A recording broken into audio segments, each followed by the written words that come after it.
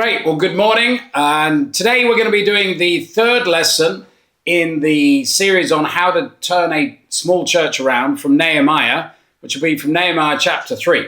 So the first week was time for a radical change. Second week was time for a radical plan. And so the third week is time to implement your radical plan. So all plans need implementation. Ideas are useless unless they're actually used. The proof of their value is in their implementation. Until then, really, the idea is just in limbo. You know, a dream without action is simply a fantasy. A good plan implemented is better than a perfect plan never implemented. You know, churches are successful because of good plans with excellent implementation, not good plans alone. There are many ideas, people. But if they can't put those ideas into practice, into place, then those ideas remain on the shelf.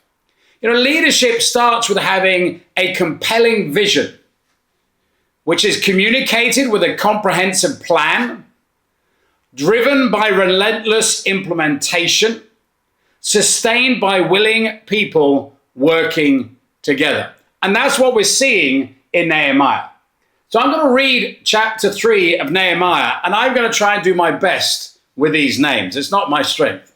But in Nehemiah chapter 3, verse 1, it said, Eliahib, the high priest, and his fellow priests went to work and rebuilt the sheep gate. They dedicated and set its doors in place, building as far as the Tower of 100, which they dedicated as far as the Tower of Hanel. The men of Jericho built the adjoining section, and Zachor, son of Imri, built next to them. The fish gate was rebuilt by the sons of Hassanah. They laid its beams and put its doors and bolts and bars in place.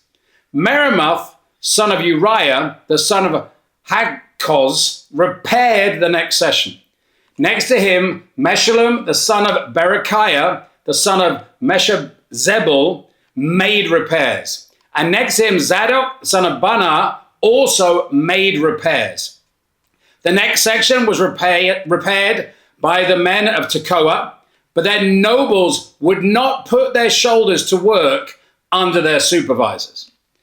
The Jeshurun gate was repaired by Joadiah, the son of Pesha, and Meshullam, the son of Besodiah. They laid its beams and put its doors with their bolts and bars in place. Next to them, repairs were made by the men from Gibeon and Mizpah, Meleth of Gibeon and Jadon of Marathon, places under the authority of the governor of Trans-Euphrates. Uzel, the son of Harahiah, one of the goldsmiths, repaired the next section. And Hananiah, one of the perfume makers, made repairs next to that.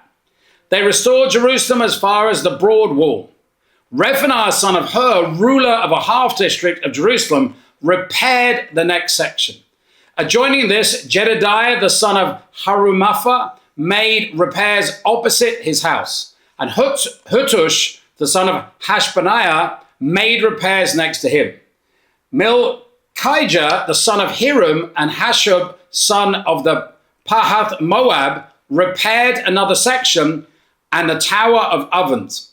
Shallum, son of Halahosh, ruler of the half district of Jerusalem, repaired the next section with the help of his daughters. The valley gate was repaired by Hanun and the residents of Zanoah. They rebuilt it and put its doors with their bolts and bars in place. They also repaired 1,000 cubits of the wall as far as the dung gate. The dung gate was repaired by Malajah, the son of Rechab, ruler of the district of Beth Hakarim. He rebuilt it and put its doors with their bolts and bars in place. The fountain gate was repaired by Sholem, the son of Kol-Hozah, ruler of the district of Mizpah. He rebuilt it, roofing it over and putting its doors and bolts and bars in place. He also repaired the walls of the pool of Shilom by the king's garden, as far as the steps going down from the city of David.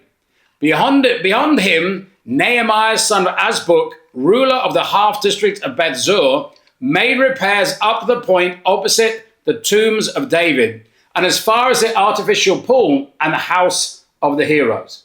Next to him, the repairs were made by the Levites under Rehum, the son of Bani. Besides him, Hashbiah, ruler of the half district of Keilah, carried out repairs for his district. Next to him, repairs were made by the fellow Levites under Benu, son of Henadad, ruler of the half districts of Keilah. Next to him, Ezer, son of Jeshua, ruler of Mizpah, repaired another section, from a point facing the ascent to the armory as far as the angle of the wall. Next to him, Baruch, son of Zabbai, zealously repaired another section, from the angle to the entrance of the house of Eliashib, the high priest. Next to him, Meremoth, son of Uriah, the son of Hazok, repaired another section, from the entrance of Eliashib's house to the end of it. The repairs next to him were made by the priests from the surrounding region. Beyond them, Benjamin and Hashub made repairs in front of their house. And next to them, Azariah, son of Mahishah, the son of Ananiah, made repairs besides his house. Next to him, Binu, son of Henad, repaired another section from Azariah's house to the angle on the corner. And Palal, son of Uzai, worked opposite the angle and the tower projecting from the upper palace near the court of the guard. Next to him, Pedaniah, son of Parosh, and the temple servants living on the hill in Opal made repairs up to the point opposite the water gate towards the east and projecting tower. Next to them, the men of Tekoa repaired another section from the great projecting tower to the wall of Opal. Above the horse gate, the priests made repairs, each in front of his own house. Next to him, Zadok, son of Immer, made repairs opposite his house. Next to him, Shemaiah, son of Shechai, the guard of the east gate, made repairs. Next to him, Hananiah, son of Shelemiah, and Hanun, the sixth son of Zalpha, repaired another section. Next to them, Meshullam, son of Berechiah, made repairs opposite his living quarters. Next to him, Malachai, one of the goldsmiths, made repair as far as the house of the temple servants and the merchants, opposite the inspection gate, as far as the room above the corner, and between the room above the corner and the sheep gate, the goldsmiths and merchant made repairs. Whew, that was work. There you go. So point one, time to get to work. I've obviously sent out the notes, and anybody listening can ask me for the notes. But it says, point one, time to get to work. It says they went to work. And I've actually put a picture in the notes here of what it looks like to actually do the work. See, for many, they forget what real hard work looks like, hence the picture. There is toil, hard work, strain, sweat, accompanied with injuries from the work. Whenever you do any physical work, you always get scratches and things like that. So Nehemiah's new team of leaders started to build and rebuild. They set doors in place and they replaced things. They restored, repaired, and set beams in place. I know when I was growing up, my father had a fire on our pig farm, and I had to go and clean it up and get in there and rebuild. It took me a whole summer of doing it. And there were injuries, hard work. So it was a very hot summer. It was really hard work. You know, whenever you're doing a rebuild, there is a difference in the jobs people do when helping to build up such a massive project. There's building, which is the basic work, the activity involving effort done in order to achieve a purpose or result. You go and build that. There's rebuilding, to build something again after it's been damaged and destroyed. There's repairing, which means restoring something damaged, faulty, or worn to a good condition. There's being restored, which means to bring back or reestablish a practice or an item. There's setting doors in place with bolts and bars. That's creating boundaries of go and no-go areas. The purpose of the door is, hey, you can't go in there, or nobody can come out. And then they laid beams. This is for creating structure so that complex building can occur with lasting inner strength. So when implementing your plan or your radical plan in the church, you must list all of your disciples and put them into effective work groups and categories. Well, there are the builders. The basic work group in a church is a weekly Bible talk with Christians who work together through prayer, fasting, evangelism, studying the Bible with people, raising money, and discipling each other to grow the church. Everybody needs to be in a Bible talk. You know, then there's the rebuilding. That's called discipling. Each week, disciples' hearts are damaged by sin, people, Satan, and we need to draw out this poison each week in our spiritual discipling times. We've got to make sure everyone in your church has a discipler that is clearly understood both by the disciple and the disciple. You'd be pretty surprised, actually, how sometimes people don't know who their discipler is.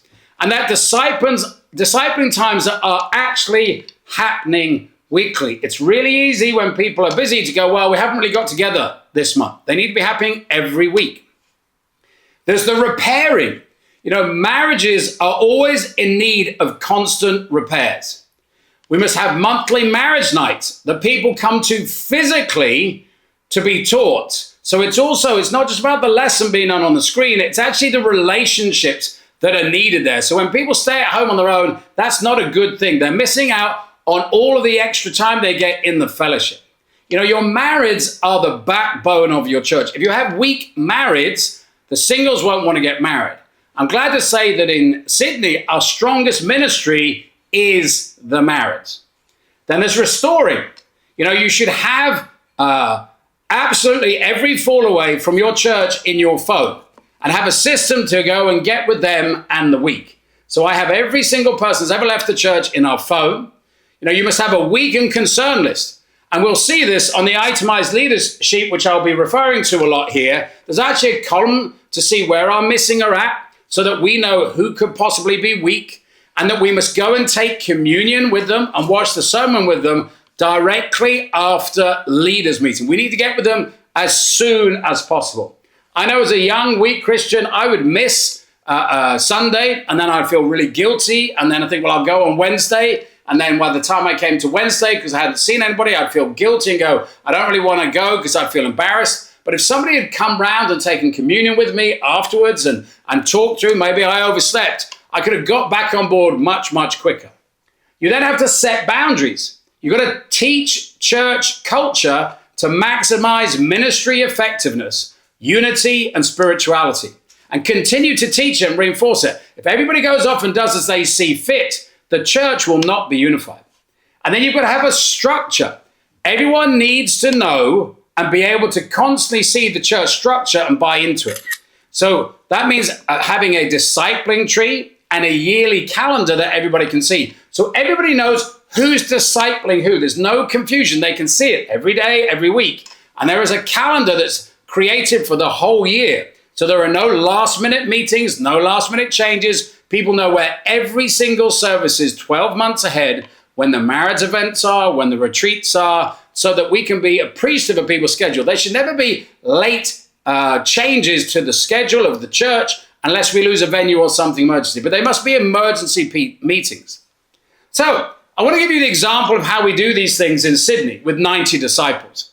So first of all, one of the systems we have is OneNote. So OneNote is a free app that you actually get. And we've been able to create on OneNote about 3,000 different lessons. All right. But we have 150 follow-up studies on it, 200 Bible discussions, and a lot of great lessons on there that we can use for discipling. So if somebody doesn't know how to disciple, they can go in, they can look up something with the magnifying glass there and go, okay, we want to study out something like Jehovah's Witnesses. We want to study out confession. They can put that in there, and a lesson can come up that they can use in their discipling talks, in their discipling times.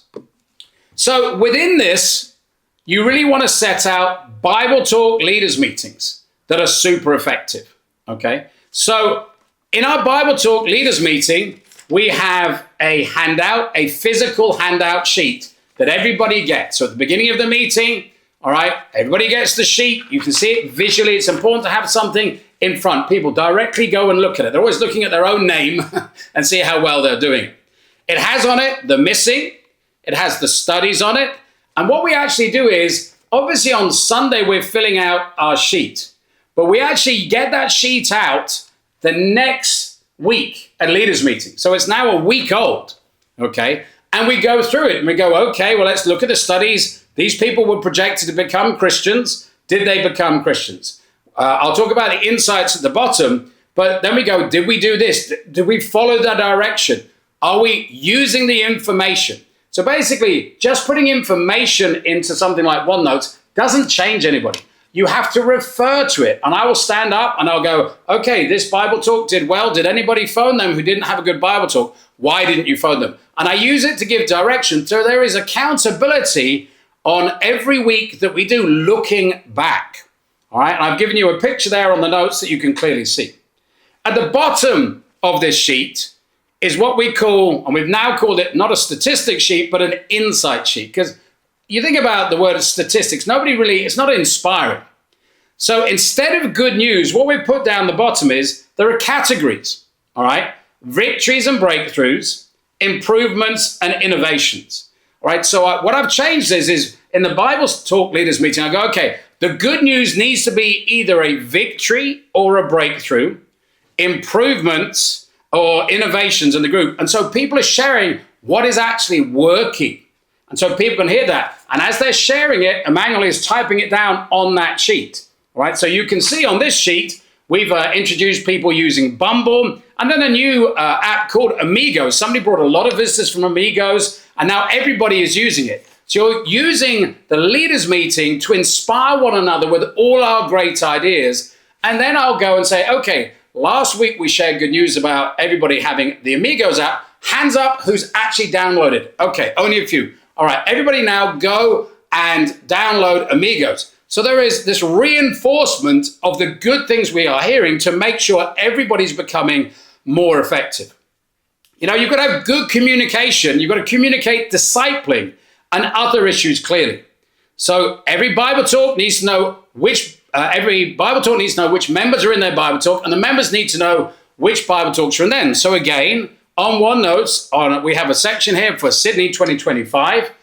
We have the leaders, and right at the top, we have a section, and I put a photo in there, where basically you can see every Christian, which Bible talk they're in, who they're discipled by, and then any focus. So we've got some people there, they're raising up to become new Bible talk leaders. And then the next thing, because I want to expand my ministry and expand my Bible discussions, is I'm focusing on who has a license, a driving license, and then who has a car, so that we can say, okay, we want to plant Bible discussions are a little bit further away. So there's going to be a real push for everybody to get their license and a car this year. And then who needs a new job? So this is something you can really, really use, but everybody in the church can see this. Then we have a calendar. So you can see it. I'll put again an example there. It has the marriage nights on it. Which region is in charge of Sunday service and special events? So we have 4 regions. And as we come together on Sunday, each region does the welcome, the prayer, the communion, the contribution talk, so that they know and everybody gets a chance to do it for their own region. All right. Then you need to teach church culture. So again, on OneNotes, I have my schedule and all staff up online for the whole church to see. So every member of the church can see my hourly schedule, when I'm free, what I'm doing, and what every staff member is doing. That's called accountability. All right. You go through with Christians and you teach them the culture of the church. When we have set evangelism, why we have set evangelism, like for students, singles, and married times, singles times. So in essence, we have set evangelism times on campus when the bell goes and most people come out. So that used to be 6 o'clock. I believe on one university it's 5 o'clock. So we're meeting when the most people come out and we can evangelize with the most people on campus. For singles, because in Sydney we have late night shopping on Thursday night. They have Monday, Tuesday night where they go around and they do different things. And then on Thursday night, set evangelism because our shops are open until 9 p.m. in the malls. So they really use Thursday night and then Saturday from 12 to about 4 to do a lot of evangelism. For marriage, they take all of Saturday morning off. Like they need some time to get with their family, etc. And they need to come out evangelizing on Saturday afternoon with the singles. Every city, you've got to make it specific so people know where people are at. So if they go, well, I need encouragement to evangelize, I know I can go and hang out with the singles at the mall on Thursday night. And if I have a married person, I can meet with the marrieds on Saturday. And I'll always be able to find the students on campus set evangelism at 5 p.m. So it's a culture, all right? And it actually creates more effectiveness so that people aren't out on their own, because Jesus sent people out in twos. All right, so again, you can see my own schedule there. You know, to restore all fallaways, I have them all in my phone. The other week, I phoned all 288 or contacted them all. And I basically keep up with them all, and then I direct others. So James Kerr is helping with a guy called Anil. So I pull other people in it, all right? I want you to get every single Fallways number of the church that you lead in your phone. And you just need to spend time calling them. When you get a spare moment, just call somebody, encourage them. It doesn't necessarily mean to be inviting them back. But, New Year's Eve, I contact every single person, wish them a New Year's Eve, Happy Christmas, Happy Easter. I just keep in contact. Then you've got to structure the leadership group. At leaders meeting, we have all the Bible talk leaders. If you come to our leaders meeting, they all sit on the left in a square. And then we have all of our assistant Bible talk leaders now sitting on the right. So we can see who's a Bible talk leader, and I have to come in and say, remember, you're sitting there. So everybody sees the Bible talk leaders. Then we see how many assistants we have, and then we have everybody else who's coming to the leaders meeting sitting at the back. So it's really, really clear. It's a visual parable of what we are doing. All right, so it stops the big blob situation. And in doing this, what's been really, really encouraging, we had the Bible discussion leaders, and then we had people who weren't Bible discussion leaders that were, even some ministry people. And so what was very visionary is you could already see that we could start 3 new Bible discussions if we just rearranged a few things. And so the group on the left, we can put another row in it and it grows. And the goal is to fill half that room up with Bible talk leaders. Then we could see that some groups had 2 assistant Bible talk leaders and some had none. So we moved around the assistant Bible talk leaders. But what really has been highlighted by doing this is we can start 3 new Bible talks, and we actually need to train many, many more assistant Bible talk leaders. So eventually I'll get the Bible talk leaders to start training them coming up and preaching, and then I can pull out, because you want the Bible talk leaders to train the assistant Bible talk leaders how they went from being an assistant to a Bible talk. So it's real structure that you can build on, and everybody can see it.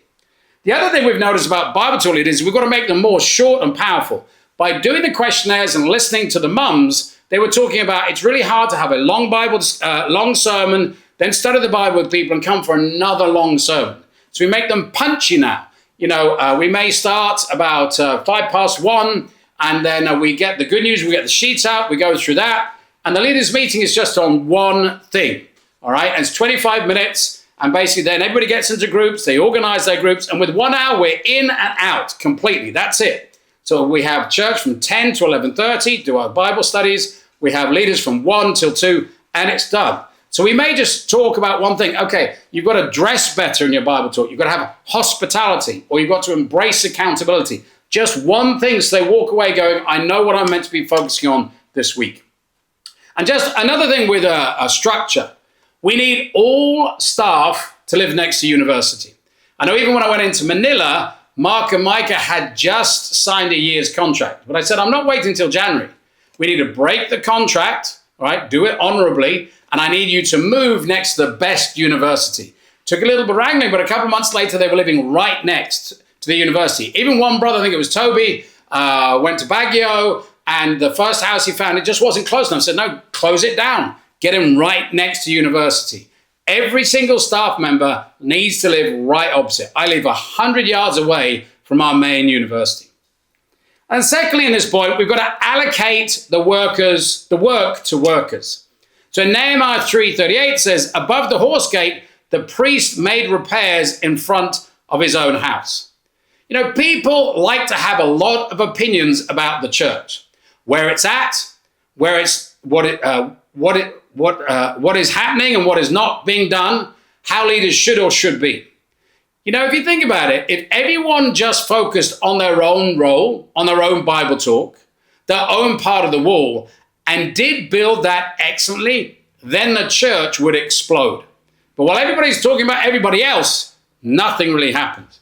I think this is what Jesus was referring to in Matthew 7:1. It says, do not judge, or you too will be judged. For in the same way you judge others, you will be judged. With the measure you use, it will be measured unto you. Why do you look at the speck of sawdust in your brother's eye and pay no attention to the plank in your own eye? How can you say to your brother, let me take the speck out of your own eye, when all the time there is a plank in your own eye? So you need to focus everyone clearly on their own backyard. They've got to throw away the magnifying glass they use to look at everybody else and pick up a mirror to look at themselves. What I'm looking for is a Bible discussion that's led by a great Bible talk leader, and then instead of him criticizing, he can get up and speak and teach other people how to do it. But you've got to earn the right to have that opinion. You know, the first way to do this is to put a name to the responsibility or task.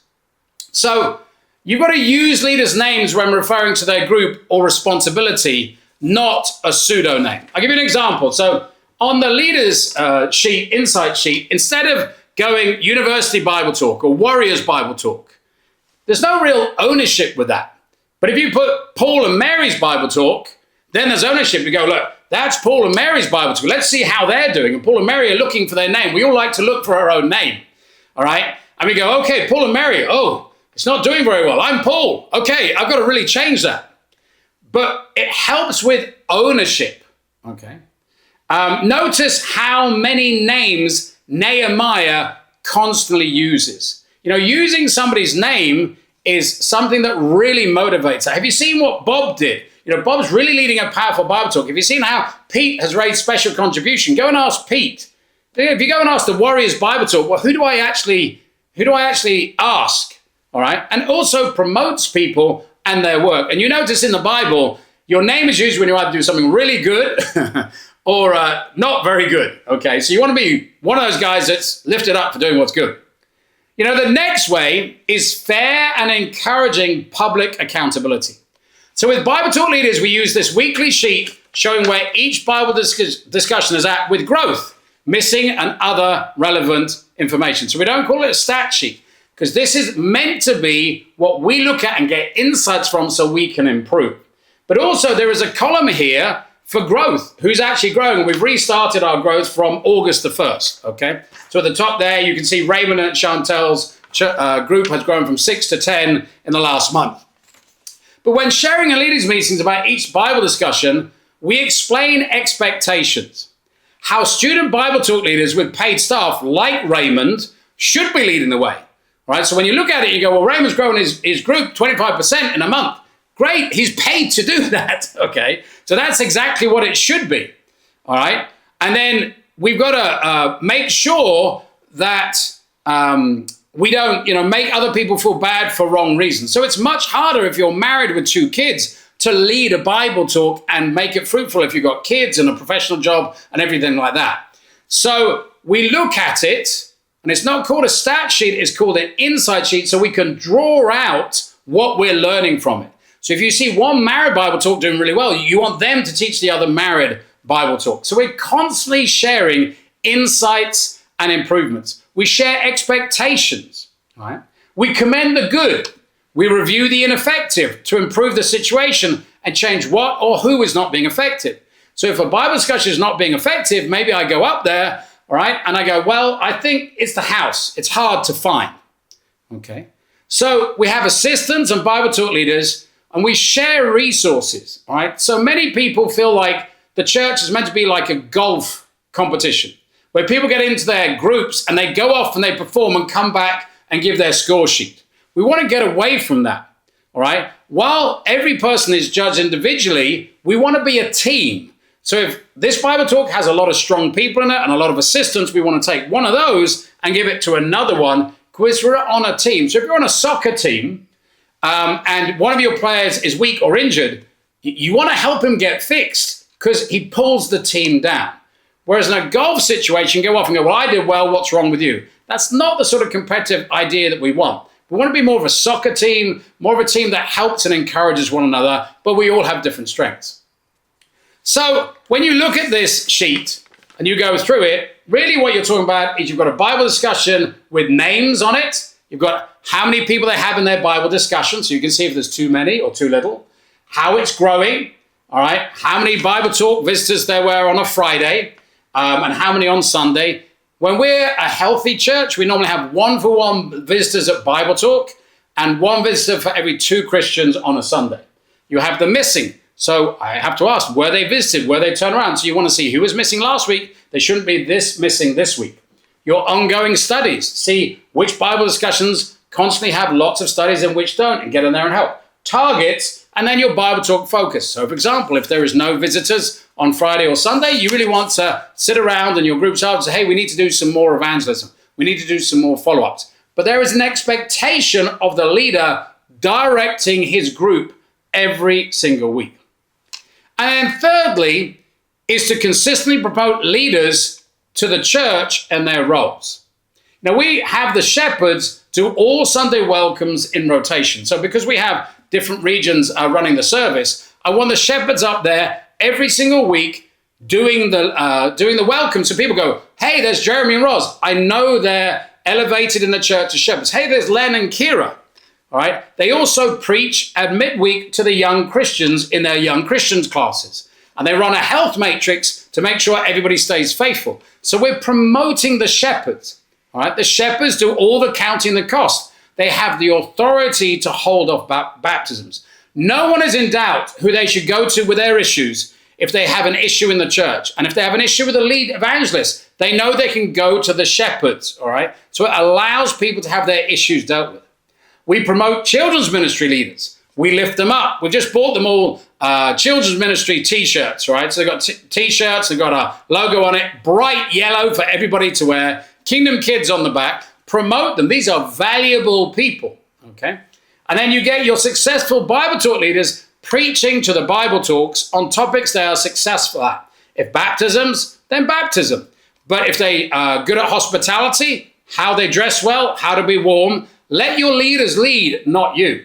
So I'm going to go back to my leaders and ask, what do you think your strength is? So I think, Kira is hospitality. She can do a great lesson to some of the younger sisters on hospitality.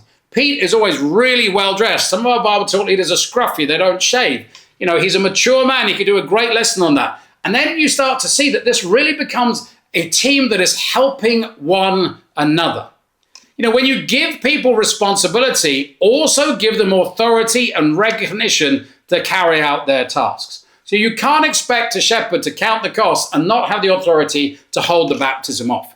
You can't expect the Kingdom Kids workers or the administrators to not have authority to implement what they're taking charge of. Same with Bible talk leaders. Let people lead. Then point 2, who did the work? All right. Well, there's a lot of names in there.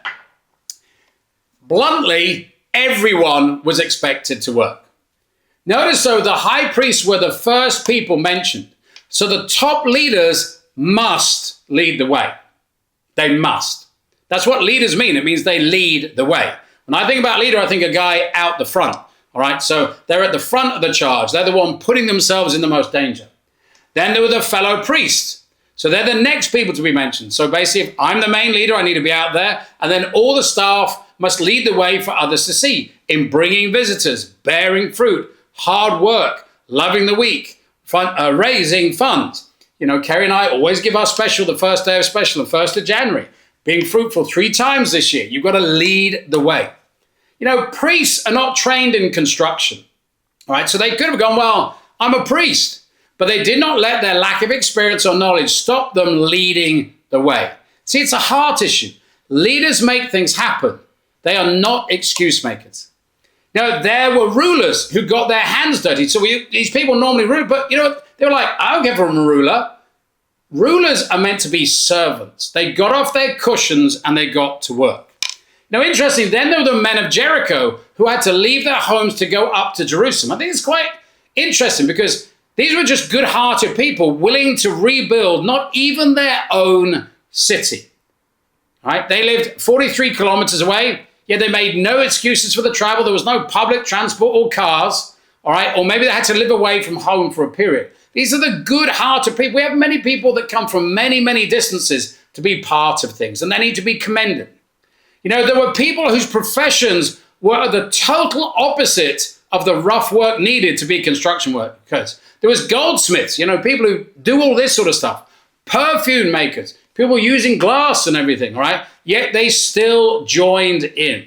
Of course, the sisters lent a hand. It says the daughters of Shalom. So we want the sisters on board. This type of work always exposes those who excel in loving the kingdom and your next leaders. So in Nehemiah 3:20 it says, Barak, son of Zebiah, zealously repaired another section. You can tell this guy's going to go on and he's going to become a leader. So you have the people that work hard, and then there's that extra special person you go, hey, he was of notice. And you need to lift those people up. You know, today in your church, God expects everybody to be a worker. Every disciple is called to love God and his kingdom wholeheartedly and be a fisher of men. We know these scriptures, Matthew 6:33, but seek first his kingdom and his righteousness, and all these things will be given to you as well. Everybody. Everyone is to live their life as if working for the Lord. Colossians 3:23, whatever you do, work at it with all your heart as working for the Lord, not for a human master, since you know that you will receive an inheritance from the Lord as a reward.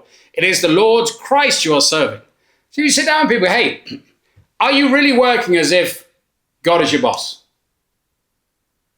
That's a simple question. Never, ever apologize for calling anyone to be sold out for Jesus, who said Jesus is Lord of baptism. You are simply calling them to honor what they said they would do to God at the altar of their salvation. That's it. You know, when you were baptized, did you say Jesus Lord? Did you say you'll pray, resist sin, evangelize? Okay, well, that's what I'm expecting of you. You know, I know that in many situations, they have to go and get turned around. Raymond, our great brother from Taiwan, came into a house at the beginning of the year where there's some brothers that I think one wasn't really a brother, one didn't want to be a brother. And I asked him, do you like living in this house? He went, no. I said, well, what are you going to do about it then? You need to get with these guys. You need to sort them out. And if nobody wants to change, then you move out and start another Bible talk. He had to deal with people that really just didn't want to come along. He was always chasing this guy. Another guy who just refused to deal with his character. He would come in and really, when you looked at him in Bible talk because of the way he dressed and the way he acted, you went, this guy's just not a Christian. And so we had to really take them on. Eventually, they both moved out. They had to undergo discipline. And then as soon as that happened, his Bible talk exploded. Max became a Christian, Emmanuel, Truman, George, Jacob, and even one of the dead Bible talk leaders in that group that was just sort of milling around, not actually tackling the house, revived and now wants to go in the ministry. You know, hanging on to non-disciples discourages the leaders and stops new converts coming in. Your Bible talk needs to have the early church culture of devotion. If not, do whatever it takes to get there. So let's never forget what the early church was like. Acts 2:42. They devoted themselves to the apostles' teaching and to fellowship, to the breaking of bread and to prayer. Everyone was filled with awe, and many wonders and signs were performed by the apostles. All the believers were together and had everything in common. They sold property and possessions to give to anyone as they had need. Every day they continued to meet together in the temple courts. They broke bread in their homes and ate together with glad and sincere hearts, praising God, enjoying the favor of all the people. And the Lord added to their number daily those who were being saved. See, here's quite simple. When everybody's devoted, there's not like, do I have to come? Everybody's fun. They want to be together, devoted to prayer. That's a Bible talk. He said, of course, many people become Christians as a result. I think even I'm going in to rearrange the North region. So as we rearrange the North, I figured out that, rather than having 3 sort of semi-groups working and stuff, I restructured it. So now we have 3 healthy Bible discussions with Bible talks where everybody wants to be a Christian. All right. And then I put everybody else that had, say, special interests into one Bible talk. And we started that tonight. And I'm going up there to lead that tonight and sort all of those people up. All right. Because now I can see the 3 Bible talks have devoted culture.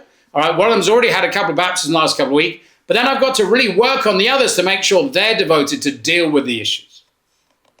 Point B here. There will always be a need to address laziness and a lack of love for God's kingdom.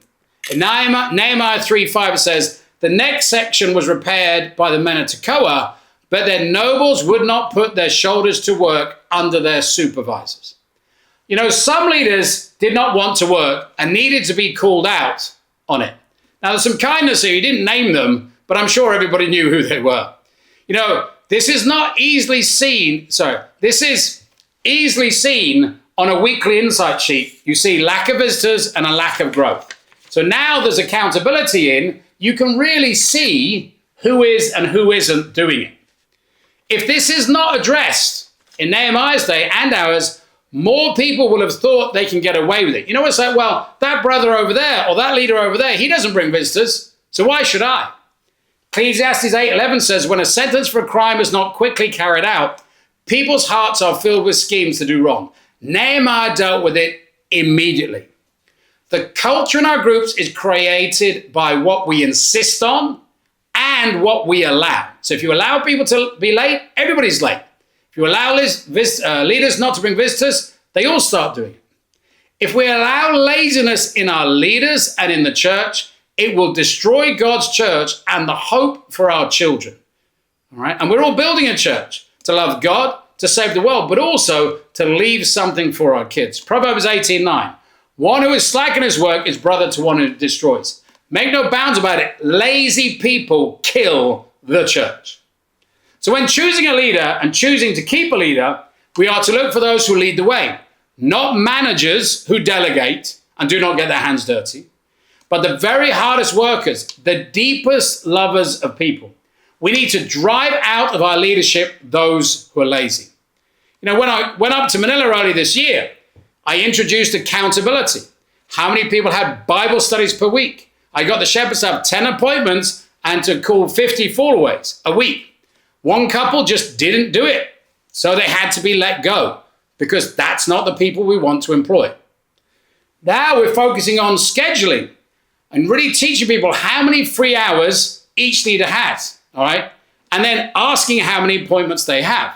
So right now we've got scheduling, we've got 36 hours. But then when I look at the accountability, they're like, well, I only go with 8 people. So now I even just discipling Mark, I said, you need to ask every one of your leaders, help me understand why with 36 hours, you only got with 9 people. Help me understand that. I don't understand that. So just giving somebody a schedule and helping them see how many free hours and then not holding them accountable doesn't do anything. You've got to start asking, you know, with 36 hours, what are you doing? Now, if they turn around and say, well, I didn't have any Bible studies, so I got 100 new numbers. Okay, great, fantastic. But there needs to be accountability. We will drive a culture of loving people in our ministries through hard work. All right, it takes real hard work to love people. We're looking for leaders who get up early and have daily quiet times before they do anything else. Those who love the lost, bring lots of personal visitors, and are abundantly fruitful. When was the last time you were fruitful? Those who live to a disciplined schedule and are happy to work really, really hard to love people. And it's all about love. Those who want to be held accountable so they can see where they need to grow because they want to do something great for God. You know, last leaders, I asked everybody in our group to ask people 5 questions about why they're not effective. And I appreciate Sharif came straight up to me afterwards to go, Joe, why am I not being fruitful? I said, well, let me ask you, how many new people do you meet per week? How many new telephone numbers? He said, about 5. I said, well, I know from working with our interns, most of them are fruitful once or twice a year, but they normally get about 25 numbers a week. So I think your standards need to grow. He's like, oh, okay. He needed to hear it, but I appreciate his heart, and I fully expect him to go away and change it. It always takes a lot more hard work than you think to bear fruit. You know, lazy leaders delegate getting with the week, making excuses why they are not the one to visit the week. So when somebody misses on Sunday, your leader needs to go and visit them. Don't delegate it, you do it. They hurt people by not communicating changes ahead of time because they are in survival mode, not hard work mode. Leaving things to the last minute, they wing life. Nothing more hurtful than people knowing the day before that their meeting has changed. Again, you should have a yearly calendar where everybody knows where they're going to be every Sunday, unless it's unusual. You know, they often have an untidy house or unclean because they're lazy. They sit down and watch television rather than cleaning up the house at the end of it. Every house needs to be ministry ready at a moment's notice. I'm so proud of my wife. She always has an excellent wife. People can come around anytime. Now, they have lots of fallaways because people do not feel loved. You know, they only get with them when they are doing badly. They're not proactive. You know, our lives need to be full of just, let me get with somebody. Let me just encouragement. Let me just pray with them. All right, we've got to pour our life into people. You find these lazy leaders more at home than at campus. right? It should be the other way around. They should be, well, I've got a wife, kid. You know, if you were working a Monday to Friday 9 to 5, you would be out of your house 10 hours a day minimum. You need to be out of your house 10 hours a day minimum. Get out there and work. You know, how do you address all of this? Well, you put accountability into it. We have insight sheets for our Bible talk leaders, but staffs, we have 3-month reviews. All right. And no change means you have to change the leaders. So if I put I put leaders reviews in the first 3 months. I think people thought I was joking. Put them in the second 3 months. After 6 months, people were like, okay, I had some resignations. And after 9 months, if it's still like, well, on average, I get with 4 people a week. I'm sorry, bro, you're just not. You have 40 hours a week. You're getting with 4 people. This is not the job for you. But there are always great examples of hardworking leaders. One of my favorite examples is I went up to Manila earlier this year, and I started teaching people about schedules. And I opened it up, and we had this brother who was visiting, a guy called JC, and he got up at 4 o'clock in the morning, had his quiet time, got into work, and had come to staff meeting. He wasn't employed. And he ran up to me and said, here's my hourly schedule. Can you show me where I can be more effective? And I honestly looked at it, and I couldn't see another place where I could put 1 more hour. I said, you're hired the next week. I said, that's what I want to hire. And Mark said, yeah, he's had a couple of baptisms every week because it takes hard work. You know, I'm always grateful for my friend Emmanuel. Emmanuel's like my buddy here. I pulled him back to Sydney at the beginning of this year because I know he works hard. He has my heart. You know, what is Emmanuel's wife's, Effie's, biggest complaint? He's too ministry focused, which makes him insensitive. That's called being a man. Okay, that's it. Rugged life out there, a little bit insensitive because he's ministry focused. It's called being a man. We want men to be men and women to be women.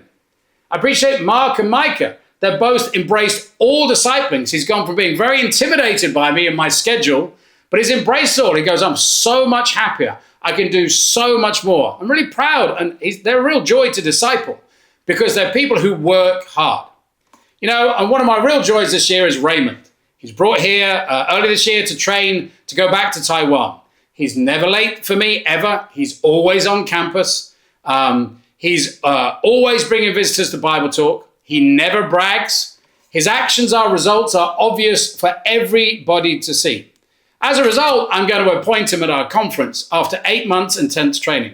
And I don't want to take anything away from Leo, who's been training him in Taiwan beforehand. The foundation was well built. So well done, Leo. So in conclusion, time to implement your radical plan. There's a lot of practicals here. And that's why you need the notes. It's time to get to work. And then who did the work? Well, everybody. So homework. Now you may already, if you've been in my ministry, have these things. But number one, you've got to create a calendar for your whole church and a way for them to view it all. Easy way. I prefer OneNote. Secondly, you've got to create a way of having a leader's insight sheet so everybody can see it. Print it off. Get it in people's hands. Train people. It took people 6 weeks to get used to it. There was some grumbling about it, etc., but now people are used to it. You know, make your hourly schedule available for all to see in your church and ask your church to hold you accountable. Tell them how many free hours you have. Ask them, how many people did you get with this week? Let them disciple you. Create a discipling tree for all the church to see. All right, so everybody's really, really clear on it. All right, and then report next week in our time what your church's biggest strength is. I think right now it's our surplus of Bible talk leaders. And your church's biggest weakness, I think it's our lack of assistant Bible talk leaders. And what your plan is to attack this. And then set your next growth goal for your church and by when. So Sydney is to get to 100 by the end of the year.